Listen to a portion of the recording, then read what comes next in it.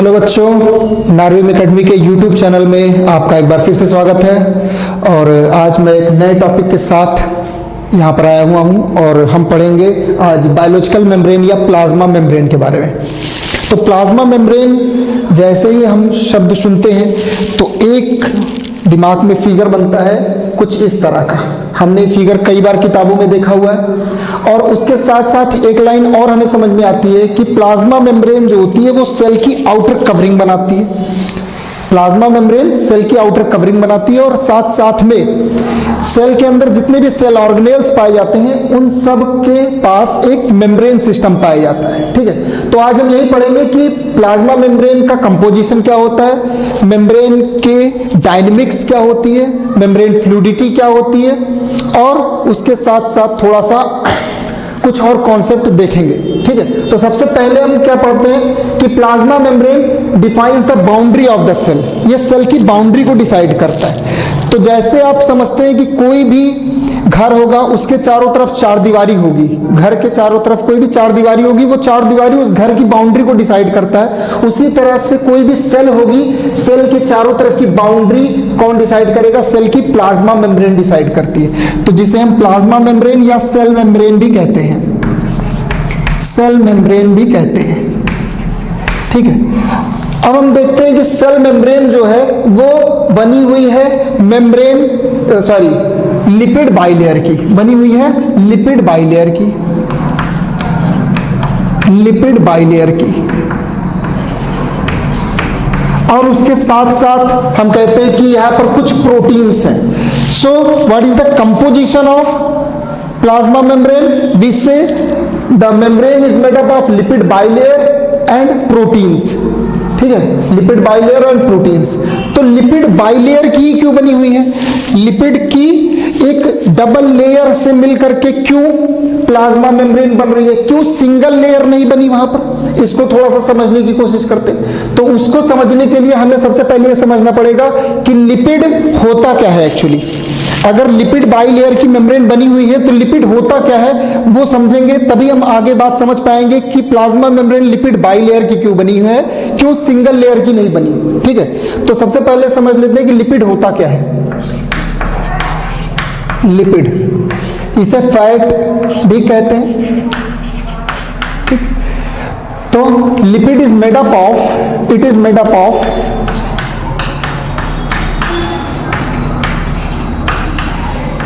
made up of fatty acid. It is made up of fatty acid plus glycerol. Fatty acid और plus glycerol से मिलकर बनता है हमारा लिपिड। ठीक है, तो जरा हम स्ट्रक्चर इसको देख लें। तो ये बनता है कुछ इस तरह से कि ग्लिसरॉल का स्ट्रक्चर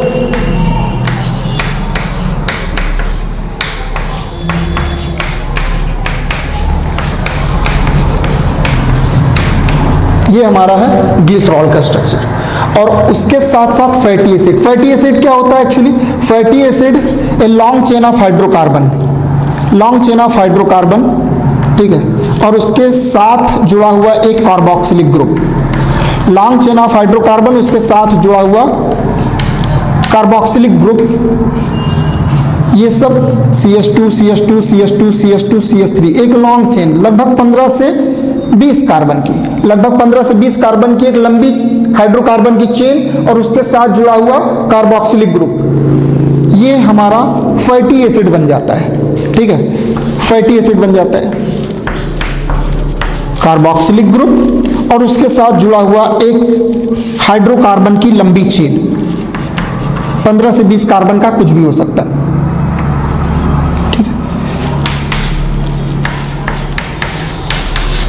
ठीक, तो 3 फैटी एसिड और यहां पर ये ग्लिसरॉल मॉलिक्यूल। तो carboxylic group of fatty acid chain and alcohol group of glycerol. ये यहां पर एक वाटर मॉलिक्यूल का लॉस होता है, वाटर मॉलिक्यूल का यहां पर लॉस होगा और इन दोनों के बीच में एक एस्टर बॉन्ड बनेगा। क्या बनेगा भैया? एस्टर बॉन्ड बन जाएगा। तो इसी को हम स्ट्रक्चर यहां पर देख लेते हैं। CH2 bond O bond C double bond O। Carboxylic group of fatty acid, और उसके आगे एक long chain of hydrocarbon,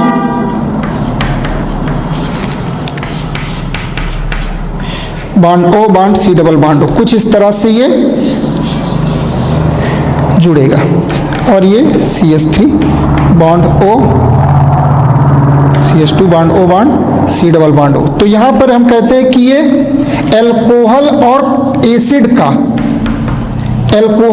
acid के बीच में एक बॉन्ड बनता है जिसे हम एस्टर बॉन्ड कहते हैं। तो एस्टरिफिकेशन के बाद लिपिड बनता है, और लिपिड में हम कहते हैं कि ये ग्लिसरॉल हो गया और उसके साथ जुड़ा हुआ फैटी एसिड।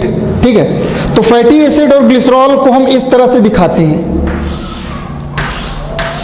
तो ये फैटी एसिड टेल हो गया, फैटी एसिड टेल हो गया,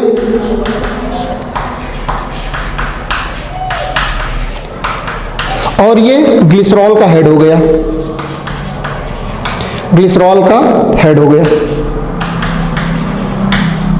हेड और टेल को हम दिखाते हैं।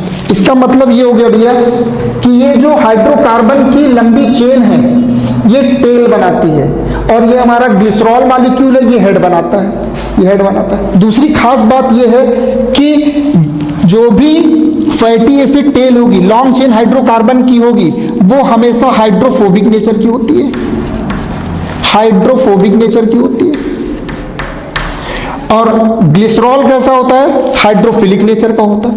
तो एक एंड पर हाइड्रोफोबिक है और एक एंड पर हाइड्रोफिलिक है, यानी कि ये जो टेल है, ये टेल हमारी हाइड्रोफोबिक नेचर की है, और ये जो हेड है ये हमारा हाइड्रोफिलिक नेचर का है। तो हम कहते हैं ये एक एम्फीपैथिक मॉलिक्यूल है। एम्फीपैथिक होने का मतलब क्या हो गया?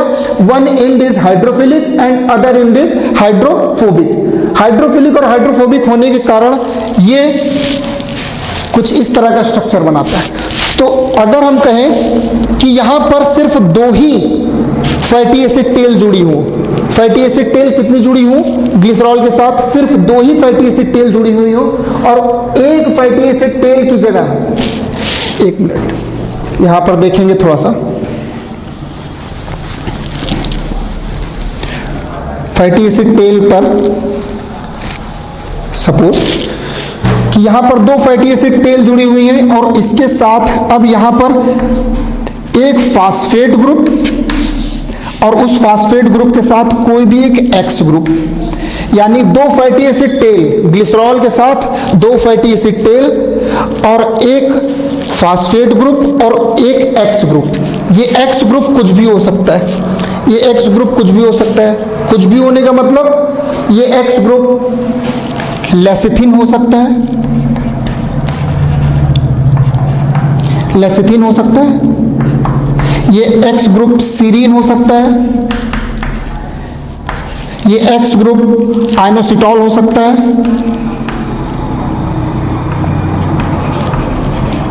आइनोसिटॉल हो सकता है। ठीक है, तो उसी के बेसिस पर हम कह देंगे कि ये अलग तरह का लिपिड है। और फास्फेट लगाने का क्या मतलब हो गया?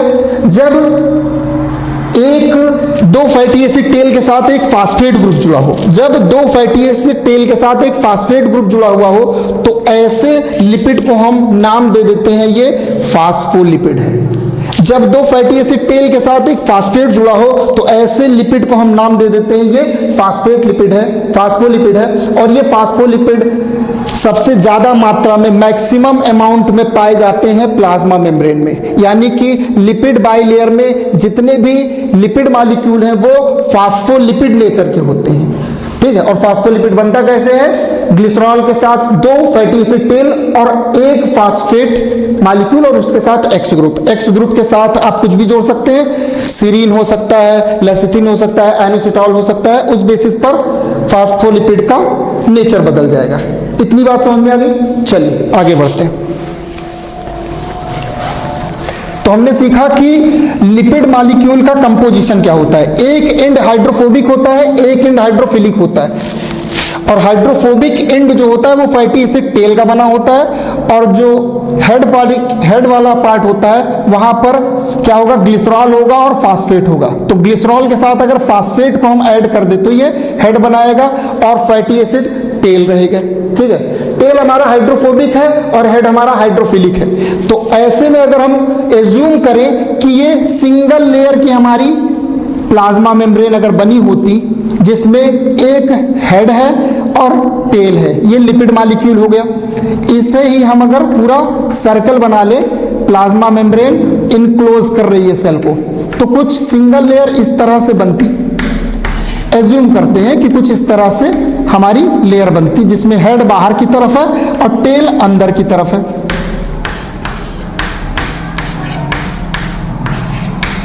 कुछ इस तरह से, ठीक है। एक बार फिर से थोड़ा सा समझ लेते हैं।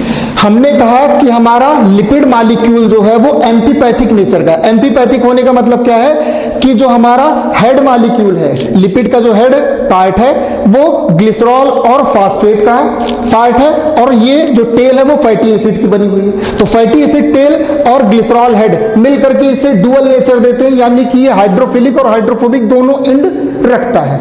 अब मैं एज्यूम करता हूं कि अगर सेल की मेम्ब्रेन लिपिड की सिंगल लेयर की बनी होती तो कैसा स्ट्रक्चर होता। मैंने कहा क्यों बाई लेयर है, सिंगल लेयर की क्यों नहीं है? क्योंकि ये जो टेल पार्टिकल है, ये जो टेल वाला पार्ट है, ये हाइड्रोफोबिक नेचर का है और ये हमारा हेड है वो हाइड्रोफिलिक नेचर का है। तो चलिए हेड तो बाहर एक्स्ट्रा सेलुलर मैट्रिक्स के साथ, एक्स्ट्रा सेलुलर मैट्रिक्स यानी कि सेल के बाहर का जो लिक्विड है उसके साथ इंटरेक्शन करेगा और स्टेबल रहेगा। क्यों? क्योंकि हेड हाइड्रोफिलिक नेचर का है। हेड कैसा है? हाइड्रोफिलिक नेचर का है, हाइड्रोफिलिक है। तो हेड तो एक्स्ट्रा सेलुलर मैट्रिक्स यानी सेल के बाहर का जो लिक्विड है उसके साथ तो स्टेबिलिटी रखेगा, उसके साथ इंटरेक्शन रखेगा।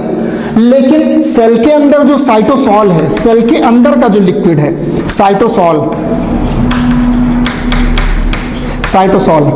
साइटोसॉल जब इसके टेल के साथ इंटरेक्शन करेगा तो टेल इसको रिपेल करेगी। क्यों रिपेल करेगी? हमने पहले ही पढ़ा भैया, फैटी एसिड टेल जो है वो हाइड्रोफोबिक नेचर की है, हाइड्रोफोबिक नेचर की है।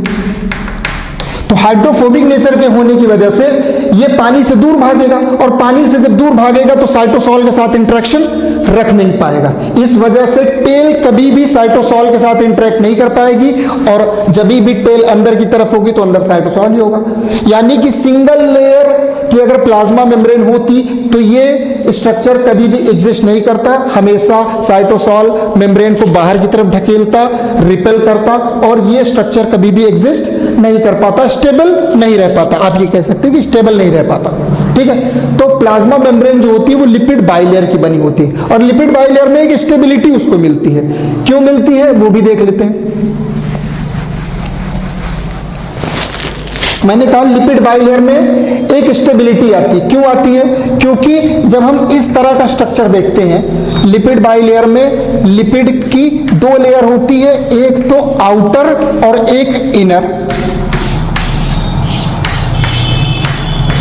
इस तरह से स्ट्रक्चर देखते हैं, यानी कि ये वाला जो पार्ट है ये साइटोसॉल को फेस कर रहा है। मैंने यहां पर एक सेल का थोड़ा सा पार्ट जूम करके दिखाया है। अगर ये प्लाज्मा मेम्ब्रेन हो और प्लाज्मा मेम्ब्रेन के इतना सा पार्ट अगर इस तरह से जूम किया जाए तो यहां पर दिखेगा, यानी कि ये जो पार्ट है, इनर लेयर है, इनर लीफलेट है, ये साइटोसॉल की तरफ फेस है, और ये आउटर लीफलेट है, आउटर लेयर है, ये एक्स्ट्रा सेलुलर मैट्रिक्स की तरफ है।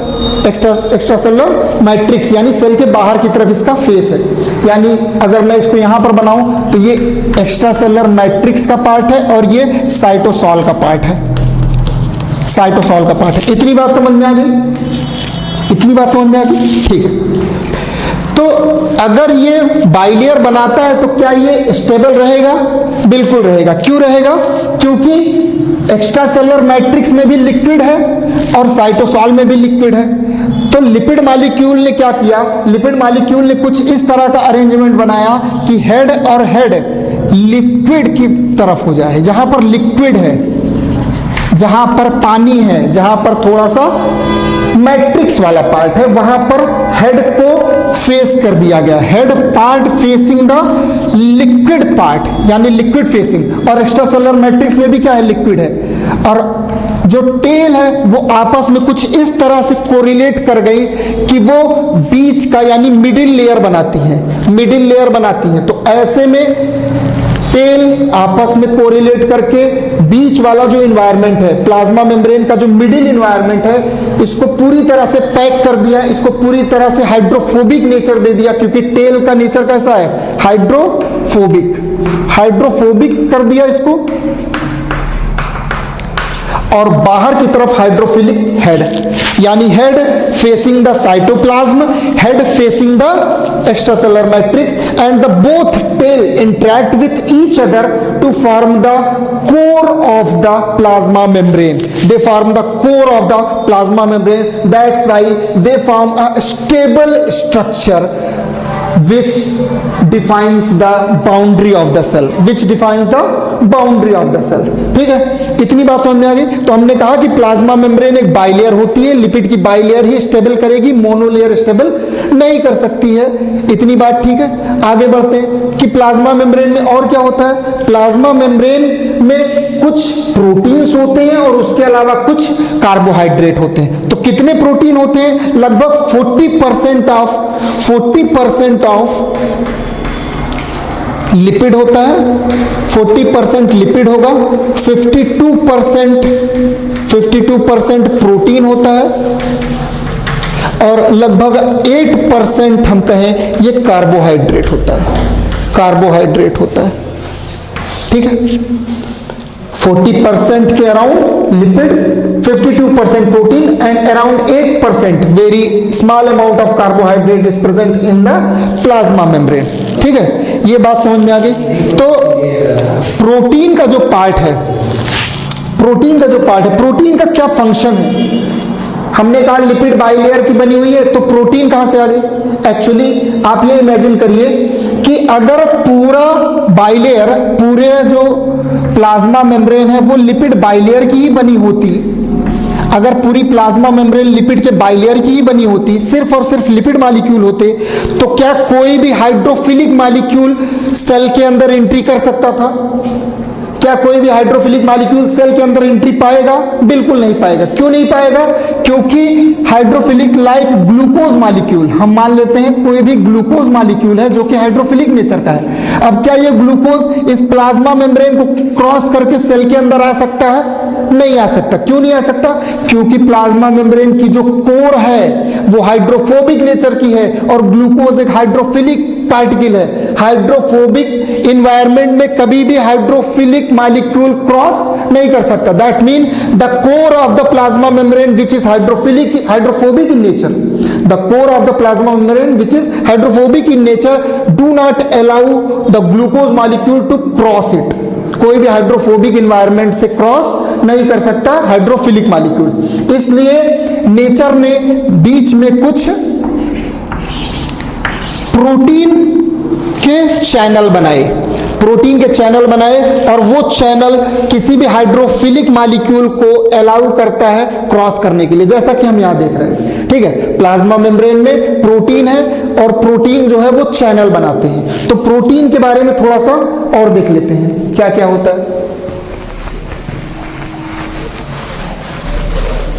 प्लाज्मा मेम्ब्रेन में प्रोटीन दो तरह की पाई जाती है। प्लाज्मा मेम्ब्रेन में प्रोटीन दो तरह की पाई जाती है। कौन कौन सी प्रोटीन पाई जाती है, एक तो एक्सट्रिंसिक प्रोटीन, एक्सट्रिंसिक प्रोटीन, या हम इसे कहते हैं पेरिफेरल प्रोटीन,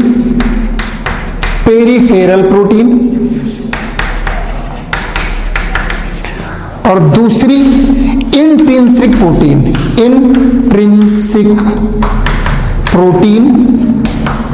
या हम इसे कहते हैं इंटीग्रल प्रोटीन।